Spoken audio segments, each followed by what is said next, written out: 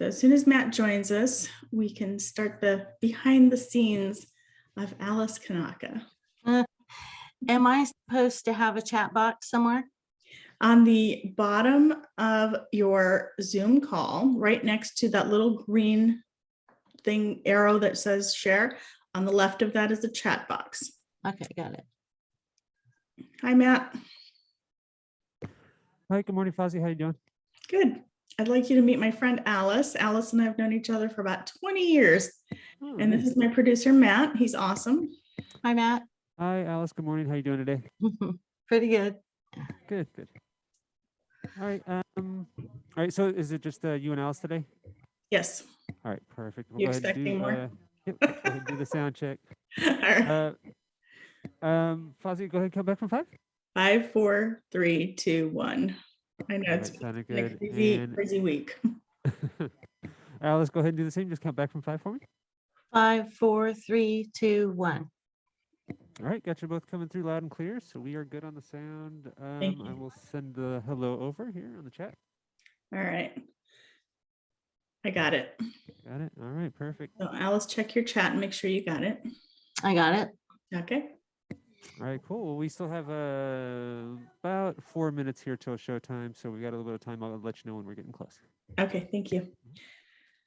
All right, so Alice, some of the other questions I was thinking about is, so we'll start off with who are you, your writing process, and then we'll go into your book. And if you want to open your box at that point, we can do that. We'll talk about the publishing aspect of it. And then what advice you want to give to listeners who maybe want to write a book. The last question I always ask people is, what advice would you give yourself, your 20-year-old self? So think about that one. Most people say things like, I would tell myself not to worry so much. Things always work out. Things fall into place. So kind of think about that. And you're going to be great. You and I talk all the time. It's nothing different than having just a regular conversation. I'm not gonna put you in an uncomfortable position. All right. Okay. Just saying, like, I pre-cut it, but I haven't opened the box yet. Just so you're ready. Tiffany's giving me advice. She told me to pre-open my box so I don't have to mess around with it here. Well, Tiffany's a very smart young woman. Good luck. Thank you, dear. Thank you, Tiffany. Tiffany has just gotten her first job as an EMT. Oh, well, tell her I said congrats. That's awesome. And yeah, congratulations, Tiffany. Thank you.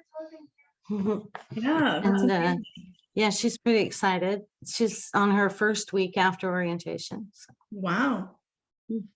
Very cool. I think she'll do very well. She's awesome. Yeah, well, she's sure been in school for a long time.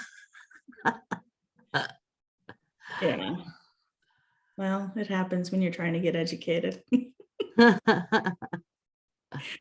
So I would just stay if I could, just stay in school.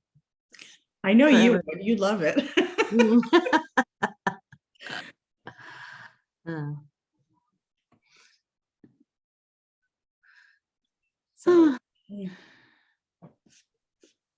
So as soon as we get started, I'm going to introduce myself, introduce you. I'm going to talk about your bio a little bit, and I don't know why I can't close the screen. There we go. Okay. Yeah, it'll be fun. We've got about 1 minute. We'll get started. All right. Thank you.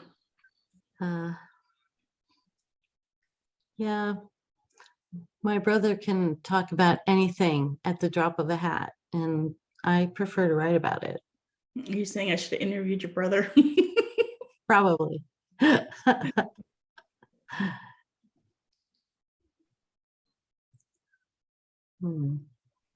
It'll be fun. Okay. And you get to promote your book. And then when we're done, I'll show you the banner I made for you to put on the Voice America website. Oh. And I'll show you the ads that I put in the magazine for you. I wished I had the information earlier so I could have told people to watch, but I didn't get your It was, email. that's okay. It was the last minute deal. You know what though? After the fact, I'll send you the link. And you can send that to everybody, and they can watch it as a podcast. And then Tacey, my executive producer, my senior executive producer, will send you the embedded link and you can put that on your website. Oh, cool. Sorry to jump in here, but we're about to get started. I'm going to send the feed your way. Have a good show. Thank you. Thank you.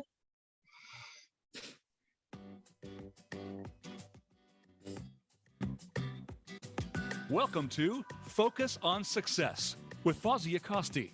Our program is designed to help you with executive function challenges. Our guest experts offer perspective, experience, and ideas to improve different aspects of your life.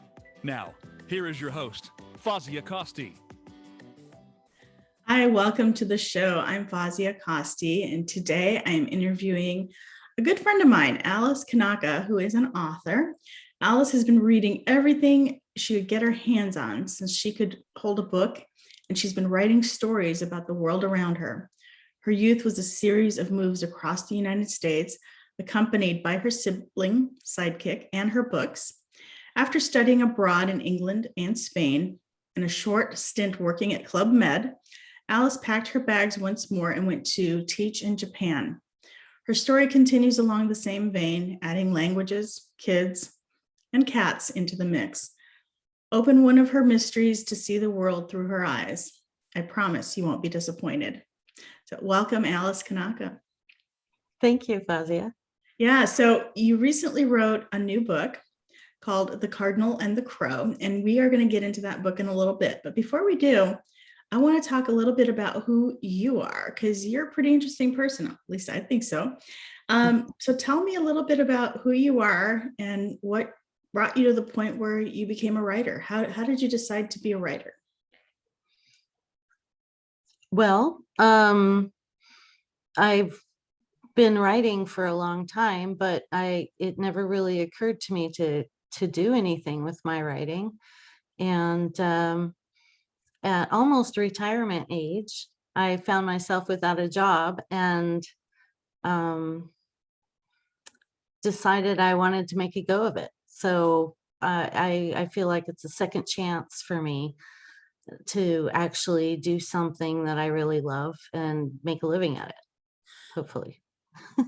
And I think you will. For those of you, well, I don't think anyone else knows this, but Alice and I've known each other for about 20 years, maybe longer.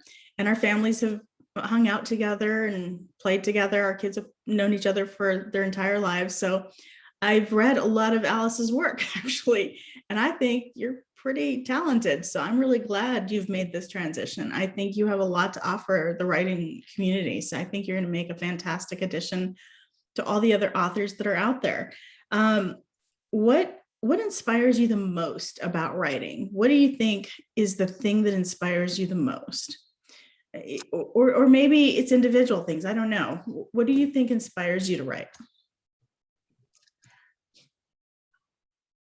Well, as far as my blog goes, nature inspires me. I like to be outdoors and hiking and looking at beautiful scenery.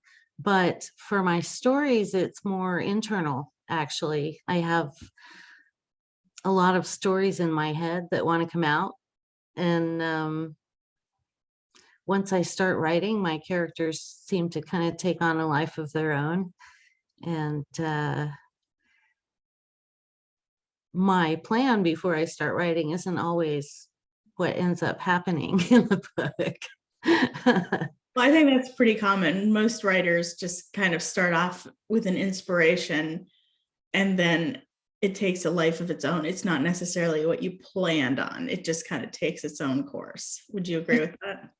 Yes, but I do have to marshal myself a little bit, make sure I'm kind of staying on the path because especially with mysteries, which is what I like to write and read, you have to drop clues along the way and you have to have an outcome that you're working towards so that your readers can follow along and help you solve the mystery as you go, right? What do you love about mysteries? What makes a mystery fun to write?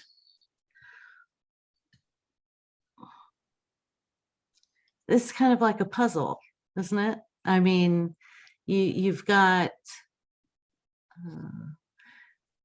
all of these different people who find themselves together in a common situation, but they're all very different, and they all have their little secrets.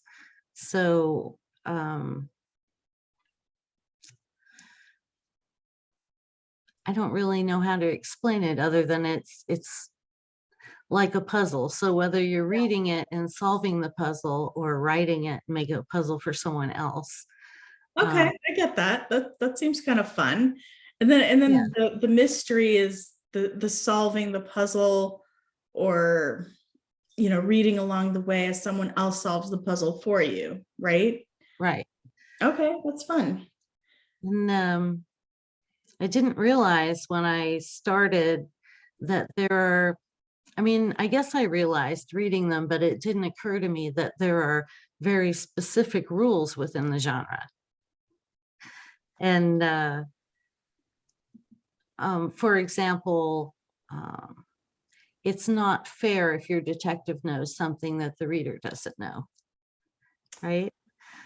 True. Okay. Yeah, absolutely. So I guess you don't really think about that unless you are the writer, because as you're reading it, it's obvious. You don't really think of it as something that you have to discuss. right. So as I was writing and going through the editing process, I bought a couple of books about the genre and setting things up, and realized that I had already broken a major rule. So you had to go So back and fix it. no, I left it, and readers might be a little upset with me, but Or they might be pleasantly surprised that it's different. right.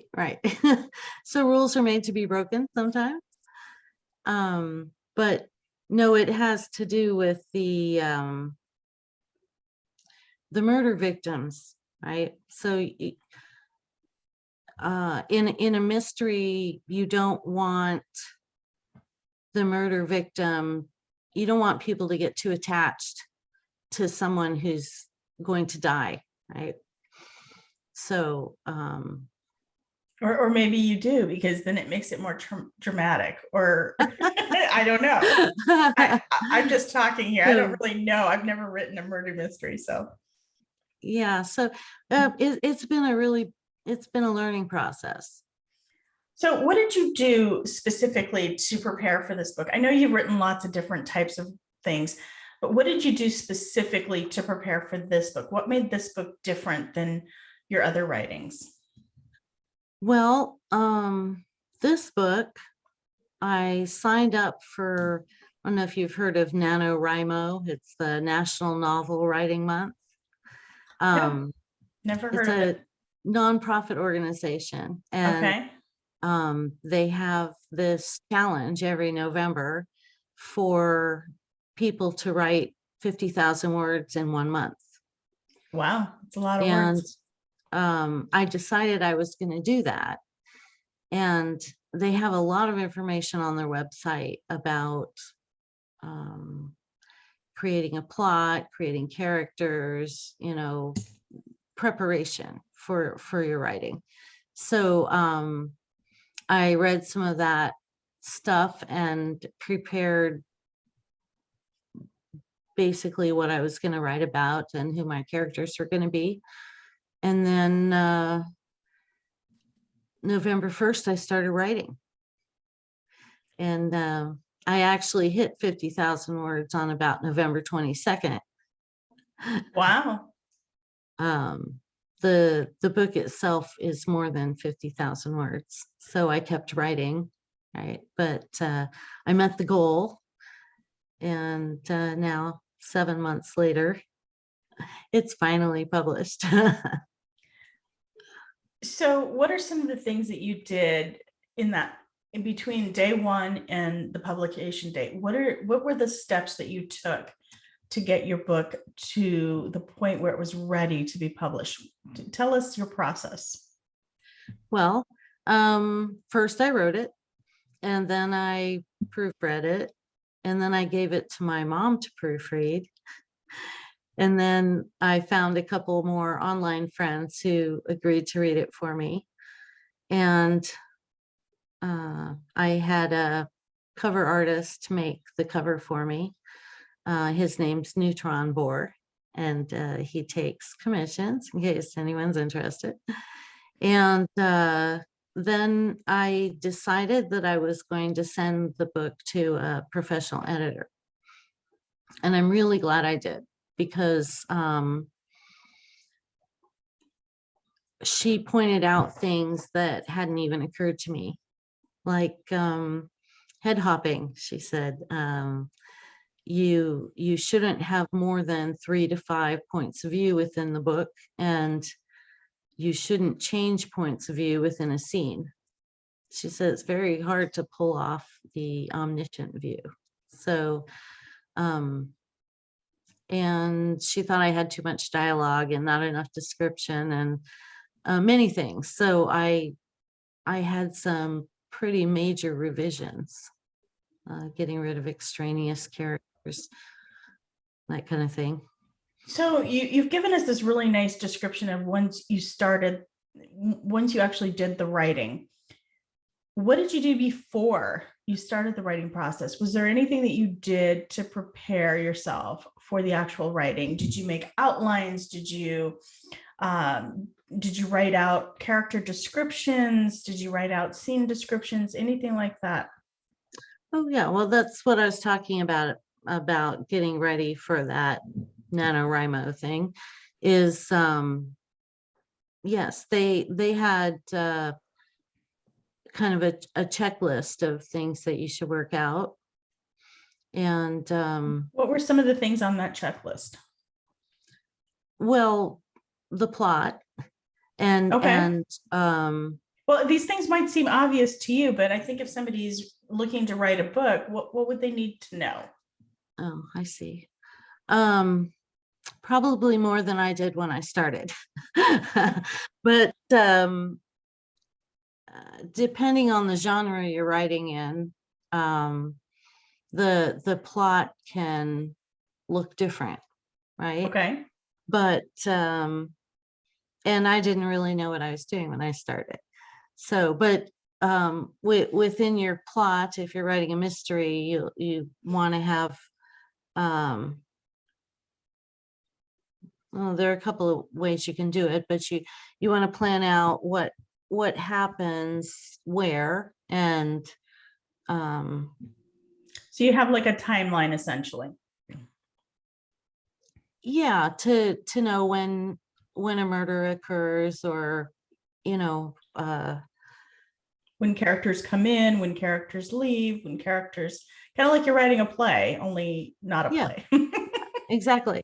And then yes, you want to know who your characters are and what makes them special or different from the other characters, what they look like, what kind of personalities they have, what motivates them, what their secrets are. You're basically developing their characters at the beginning. Yes. Okay. So you did a lot of work before you even actually started writing the story. Yes, I guess I didn't work on it for very long because I decided to do the November thing at the end of October. But I did spend probably about a week working it out in my head. And there was a reason why I chose the location I did, but I'm not going to tell you. It would be a spoiler. Okay. And but yeah, you have to have reasons for the choices that you make. So when you write a murder mystery, like I see people writing these murder mysteries, and it has to be something you're not really familiar with. I mean, were you comfortable writing about something you're not familiar with? Um, Because usually you write really creative things that are, imaginative, and this is very different than what you normally write, isn't it? yes, yes, it was. And there was quite a bit of research involved. So how did you do the research? Oh, just online, on the internet, looking things up. I did make a mistake at one point. So one of my main characters is a medical examiner, and I looked up about the stages of postmortem decomposition. Oh And no, the pictures um, that might have shown up. I can't even imagine. no, I wasn't looking at pictures. Okay. But the information that I got when I did my initial research was wrong.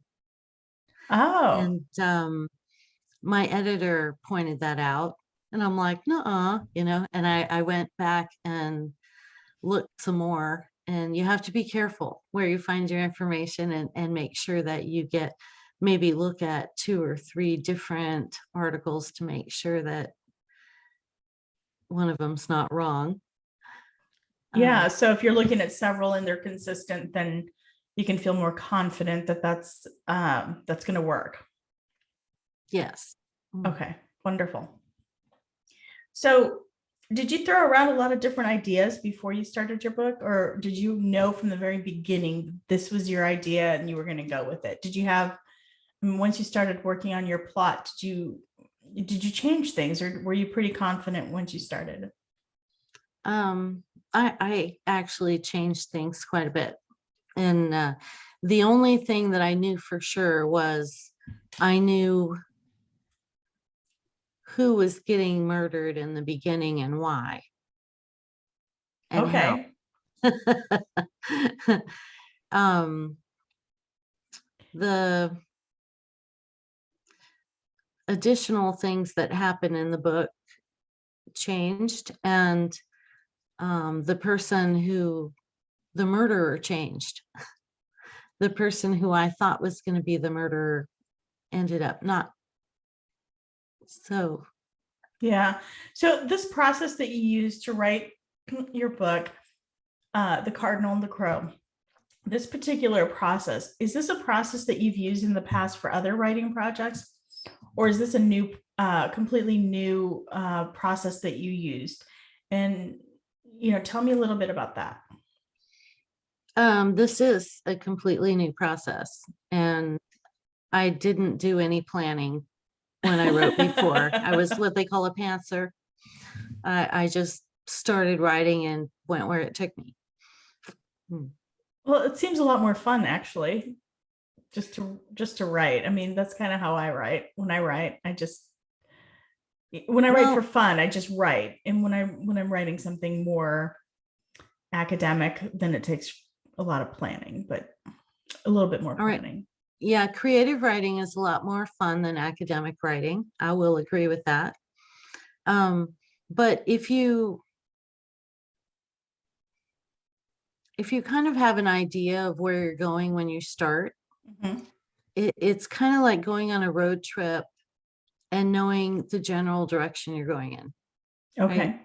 You might not stop at everywhere that you planned on stopping, and you might take a detour, but you have a general idea of kind of where you're headed. Right. So the creativity doesn't go out the window if you have a prepared plot. It just kind of keeps you on track so that you know where you're headed. Otherwise, you could go down a huge rabbit hole in a direction and never come back out. Yeah, in a direction you didn't want to go in. Okay. Yeah. Is this a process you would use again? Yes, and I'm halfway through my second book. Oh, well, we'll have to talk about that after the break. Definitely. Definitely. I'm going to write that one down. Okay. So let's talk a little bit about what are some of the mistakes that you've made in this process? Um, What have you learned? well, I've learned a lot about the genre that I'm writing in. And Okay. And what is um, that? Tell the listeners what the genre is. what's just the traditional mystery genre. Okay. Some people might call it a cozy mystery, but I've tried to write a book that is equally interesting for men and women, and tried not to go down the cutesy romance road. So even though there is a budding relationship in the book, it's more about family and friendship and sticking to the business of detection Okay. rather than, baking and whatever else Right. that modern cozies have in them. So, Well, it sounds like you've had a really wonderful experience writing this book. And it sounds like you kind of started a whole new process. Is your second book a sequel to the first book? yes, but you don't have to read the first book to read the second book. Okay. It's a sequel, but it also can just stand on its own. All right. So the first book is called The Cardinal and the Crow. If you have not received a copy or if you've not purchased a copy, it's because it just launched like just this past week. This week, yeah. Yeah. So in fact, Alice has a box, her box that she just received from her publisher sitting next to her. When we come back from our break, we will open that box and see what she See the got. paperback. Yeah, it's very exciting. So let's talk a little bit about the publishing aspect of this process. What have you learned about writing a book and finding a publisher? Okay, so I self-published. I'm what they're Okay. calling an indie author. And the reason that I did that was because when I started querying agents, my main motivation for that was to have help with marketing my book. And when I started querying agents, I found out that they want me to have a marketing plan. So I figured, well, why do I need them if I have to do everything myself anyway? Exactly. So it's been a huge learning curve, and I'm still learning. The formatting process was a little painful because I hadn't used desktop publishing software. So someone suggested that I use Scribus, which is a free open source program that you just have to watch a YouTube video or something and figure it out. But it went pretty quick once I figured out how to work with it. And then there are, I think they call them aggregates, companies that will publish your book to different places like Apple or Barnes and Noble or Kobo, different places. So you can go to one of those companies, like Draft to Digital is what I used, and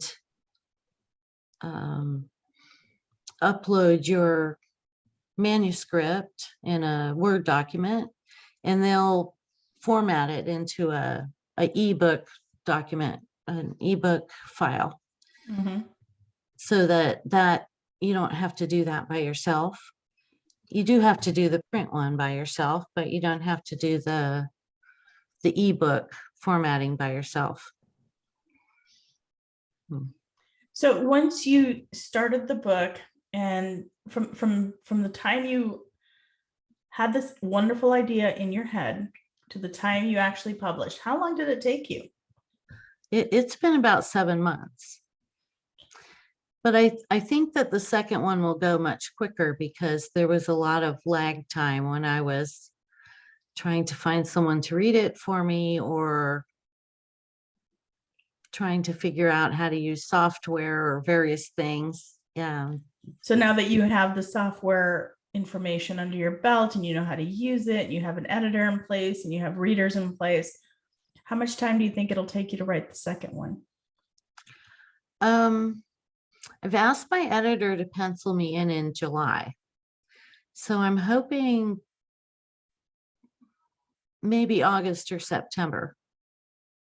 Okay, that's not far. Still a while, but it is a process. It's actually that's a pretty quick write, because most writers that I know take a little bit longer than that to write a book. So is this a genre that you think you're going to stick to? Yes. It's kind of fun for you. I can Yeah. see it in your face. You like it. Yeah. I have a couple that are kind of partly written that are a different cast of characters, but I've kind of put them aside to stick with this group of characters for a little while because I know people like series. Oh yeah, I think it's a lot of fun. Well, we have just a few minutes before we take the break. Before we go to the break, I would love to talk a little bit about how somebody could get a copy of your book. Where can they go to get a copy? If you type my name or the name of the book in the Amazon search, it'll come up, both the ebook and the paperback. So Alice Kanaka or The Cardinal and the Crow. Type those into Google and you should get I a don't know copy. about Google, but on So Amazon. On Amazon. Okay.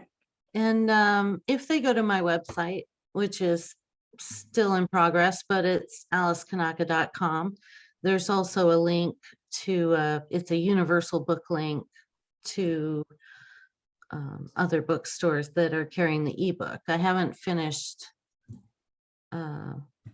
publishing to the other stores with the paperback, but the ebook is available in a number of different stores. Wonderful. And if you're looking for more information on Alice Kanaka, once we launch our magazine, Executive Function Magazine, we'll have two ads in that for her as well, one for her book and one for her travel blog. Alice is very creative and she has a lot of wonderful stories to share, so you can check that out. And you can also go to voiceamerica.com under focus on success, and you'll see her banner there, and you can definitely the banner will be up probably sometime next week, and you can definitely find her book that way as well. If you're looking to get in touch with me, you can go to executivefunctioncoachaz.com, and you can look at our website and get you can subscribe to the magazine there, Executive Function Magazine. You can look at links to the first two volumes. Volume 1 and Volume 2 are up. You can also go to our YouTube channel, and this particular interview will be recorded, and you can watch it again to get some of Alice's information through that YouTube channel. And our YouTube channel is also linked to the website, but it's called Fozia Costi Executive Function Coach LLC. So we hope that you enjoy the book Alice Kanaka wrote, The Cardinal and the Crow. And if you need to get in touch with me, you can also go, you can email me, or you can call 480-648-1122. And I just want to give a quick shout out to our listeners all around the world. Thank you so much. Without your listening, this would not be possible. And we'll be back after these messages and talking more to Alice Kanaka. All right, perfect. All clear? Thank you. All right, Alice, what'd you think? What did you think? I thought it was good. I would like to see you talk a little bit more. You kind of get stopped. You're stopping yourself, and you're very articulate, so you can definitely, talk a little bit more. When you and I talk and it's just us, you're unstoppable. You're just like chat. So be your typical self. All right. So when we come back, I'm going to reintroduce you, and then we're going to talk about, let's see, the book. We'll talk about the actual book. You can talk about the characters. You can kind of give your story without giving away what happened.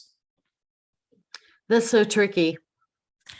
Well, that's why I'm 'Cause it's- telling you now. It's so easy to give away stuff that you don't Don't- want to give away. Don't give anything away, but talk about your story. And then we'll talk about advice that you can give to listeners if they want to write a book. Keep in mind, we still have a full 26 minutes to talk. And we'll talk a little bit about how you wrote an article for the Medium about the fear of taking the final step. So we'll talk about that. I think that's something I think we could talk about quite a bit. And then how listeners can get a copy of the book. So is there anything else that you'd like to talk about? How about the new book? And how it kind of dovetails into the first book?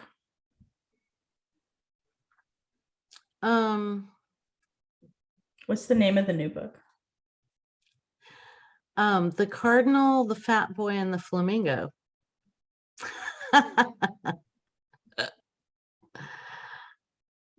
So very politically correct. Okay. I can't explain exactly why Sam decides to ride her motorcycle to Vegas, because that would give up the end of the first book.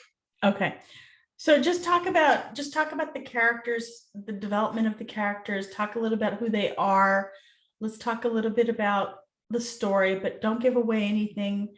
And then we'll talk about how that led you to write the second book.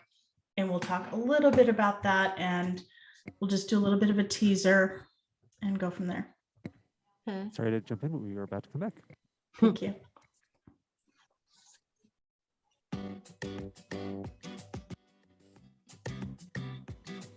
You are listening to Focus on Success. To reach Fozzie Acosti or her guest on the live show, please call 1-888-346-9141. That's 1-888-346-9141. You may also send an email to Fozia at executivefunctioncoachaz.com. Now, back to Focus on Success. Welcome back. I'm Fozzie Acosti, and today I am interviewing a good friend of mine. Her name is Alice Kanaka. She recently wrote a new book called The Cardinal and the Crow, and I have not read it yet. And the reason why is it just launched. So before we get started, I want to say welcome to Alice. And Alice, I would love to open up that box of goodies you have there from Amazon. And let's take a peek at what you have. So you said you got a box from Amazon this morning. What's in there? Just this morning, it's my I ordered 5 proof copies just to make sure they're good quality and see what they look like. All right, let's open one up and take a peek. They say across them, not for resale. Oh, I love it. But this is the book. I love it. I love it. Yeah, it looks fantastic. And how many pages is the book? This one here is 238 pages. And the writing is not small. I don't know if you can see. Yeah, I can definitely see it. It looks great. It really does. Tell me a little bit about the characters. Tell me a little bit about the book. Okay, wait a minute. I want to show you one thing. Okay. I put a little author page on the back. Very nice. I love it. And it's got links to my website and my travel blog. Awesome. I like this. It is kind of fun to have something that you've created come back to you in a nice, neat little package, isn't it? Tangible. Yeah. Yeah, I love it. So That's talk to me exciting. about your characters. Talk to me about the cardinal and the crow. What is the book about and who are the characters? Okay. Well, the Cardinal and the Crow are the two main characters, and um, they're very different. Jack is a big city medical examiner who grew up in a household without any love in it. And when his father died, his father asked him to go to this little dinky town in northern New Mexico to repay a debt. And he was supposed to repay a debt to someone named Sam, who he assumed was one of his father's business associates or something. And so he arrives in town and finds out that Sam is a spunky, gun-toting cowgirl with some trust issues. But she's, as you can see from the cover, she's tall and skinny with like anime type red hair, fire engine red hair. She's kind of unconventional, maybe. Yeah. So it's a big town conventional meets small town unconventional, I guess. But they Okay. find out that they're cousins. And Oh, so that's a nice surprise. Did not see that coming. it's kind of a mystery within a mystery. So the first mystery is what happened? Like, why were their families estranged? Why didn't they know each other? They, live a couple hours away from each other, and why? Right. Right? Well, I think a lot of people can relate to that in real life. Yeah. So they Jack decides to stay instead of going right back and get to know his cousin. And so you know me with the outdoors, you got some hiking and some camping and some fun stuff that they do together while they're getting to know each other. But meanwhile, there's a murder, and it's a super small town, and Jack gets pulled into the investigation. And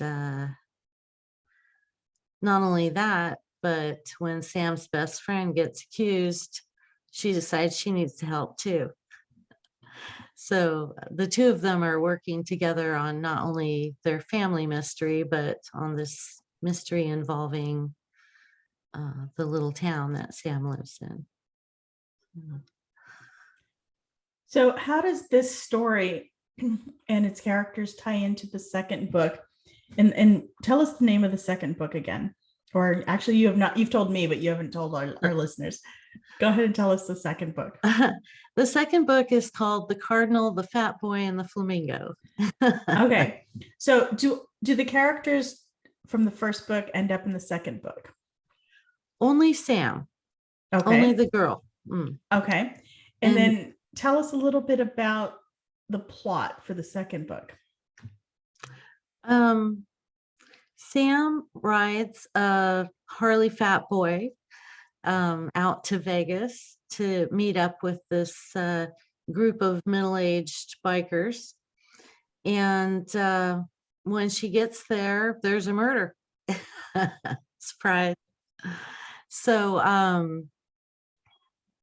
she works together with the police detective in Las Vegas, and there's kind of a lot of sights and sounds of the city, and some road trips to destinations outside the city. I think it's fun to add interesting things about the location in the book. Now, are these places that you've been to? Some of them. Yeah. So for those of you who don't know Alice very well, she loves to travel. Alice has been all over the world. In fact, she and I met in Prescott, Arizona, where we both lived for about a decade. I lived there for about a decade. I'm not sure how long you lived there. You were there longer, I think. No, I think it was only 9 or 10 years. Yeah. And then Alice is now in the North Pacific area. So she's definitely done her share of traveling. So let's talk a little bit about what advice would you give our listeners if they wanted to write their own book? What have you learned from this process?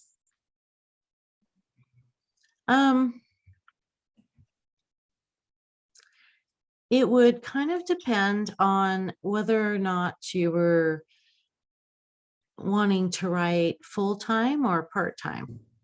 But why does that matter? Well,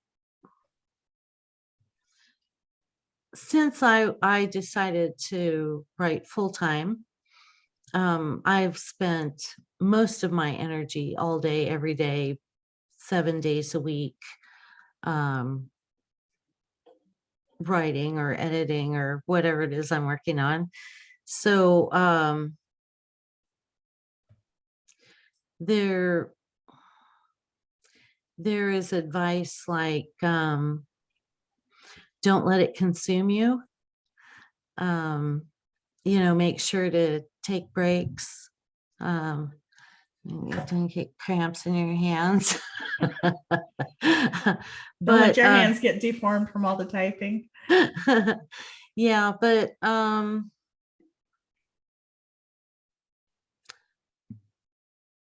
would say to is it someone who already has an idea about what they want to write, or they don't? Either way.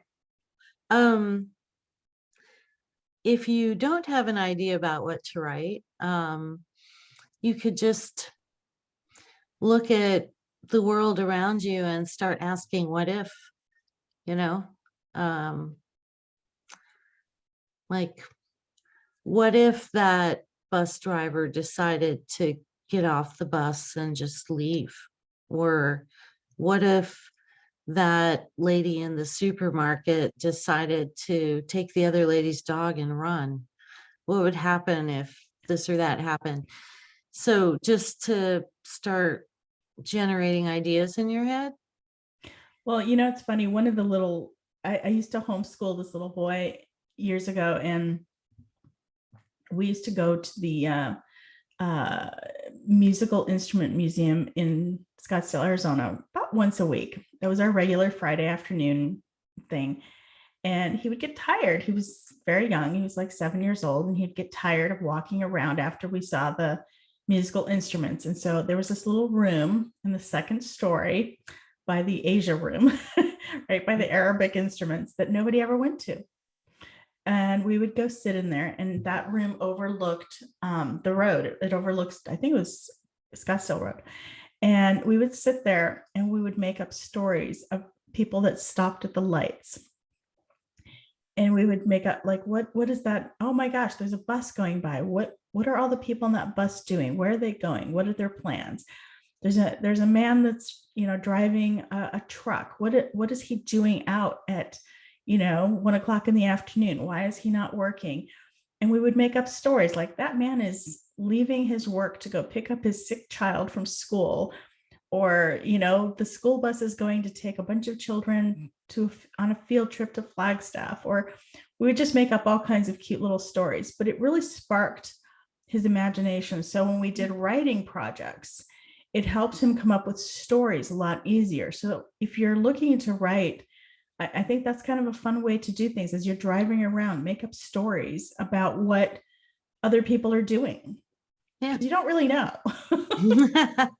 Sometimes we don't even know what we're doing. and you're never going to know what they're doing. So you can make it all up, and it's okay, because all it's doing is sparking your own creativity, right? Yeah. So I love that. So keep going. I'm sorry. Okay. Well, what was I saying? Oh, you were Uh, talking you- about, go You ahead. get your idea, Yeah. right? And then you might start thinking about what kind of people are involved, make up a little cast of characters, and make sure that they're distinct enough that they have their own voice. Right? Yes. So, and I don't think it has to be cliche. Like, you don't have to have the person who draws and the person who says blimey, it can be more every day. Everyone has their own little idiosyncrasies, right? Maybe somebody's constantly rubbing their chin, or maybe somebody says, all the time. Right, right. Just have each character kind of have their own personality and maybe a little thing or two that they do that's recognizable. And then sit down and start writing. Yeah, absolutely. Well, I appreciate you sharing that. Thank you. Mm. So, one of the things that I want to talk about before I let you go today is you recently wrote an article on medium.com about the fear of taking the final step. Please tell me a little bit about that. I'm just gonna pull it up here quick because Okay. um Did you?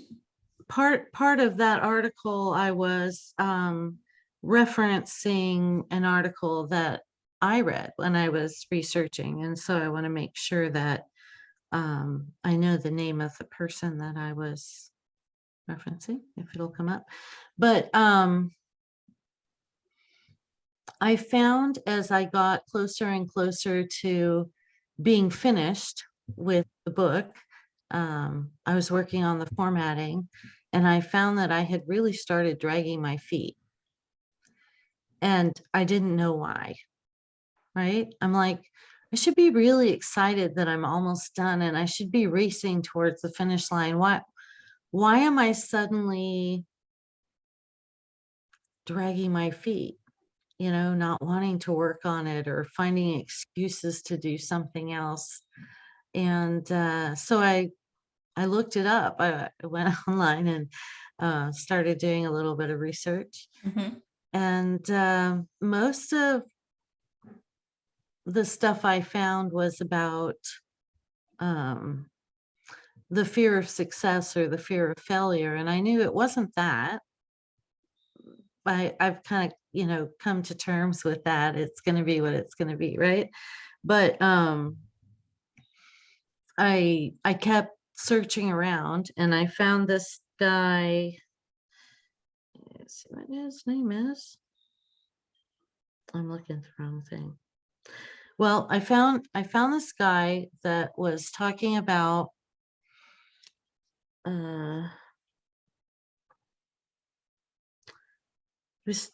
jamesstuber.com it was actually, and he was talking about a book by Stephen Pressfield called The War of Art, and it talks about resistance. And that article blames self-doubt, perfectionism, and procrastination. And I thought it was interesting because when you start second guessing yourself and trying to make everything too perfect, that can really drag you down. Mhm. But I thought, no, that's still not quite it. And writing this article helped ground me. Sometimes writing nonfiction helps me to focus and to get back on track. But I thought about it some more after I wrote it and realized that what was really holding me back was my fear of that letdown. You know how when you work really hard at a project for a long period of time and you're finally done, you have that kind of feeling of, now I'm done. What next? Now what do I do? Yeah. And I thought, you work and you work and you hit that button, that publish button, and then there's no fanfare, there's no party. It's just, you're just done, right? But I actually found out that when I hit that publish button and I saw my book up on Amazon, it was so thrilling. It Yeah. was not a letdown at all. I was very excited. Yeah, no, that's amazing. Yeah. So once you took that final step and you published your book, did that feeling go away? Well, yeah, because I was done. So like, no, I'm just saying, do you think you'll have that same feeling every single time you do a project, or do you think it's just a one-time thing? I don't really know. This Mr. Pressfield, who wrote The War of Art, he has a quote. He says, "The danger is greatest when the finish line is in sight. At this point, resistance knows we're about to beat it. It's the panic button. It marshals one last assault and slams us with everything it's got." It may just be something that happens every time. I don't know. Yeah, it might be. So what do you think you'll do differently next time? Do you think you can avoid it? Do you think you can lessen the impact?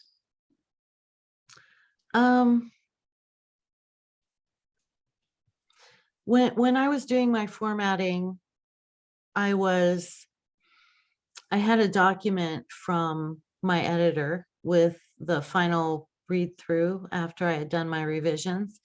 And so I was making changes and fixing quotation marks and indentations, and then taking it and copy and pasting it over into the desktop publishing software. So I was kind of trying to do 4 things at the same time.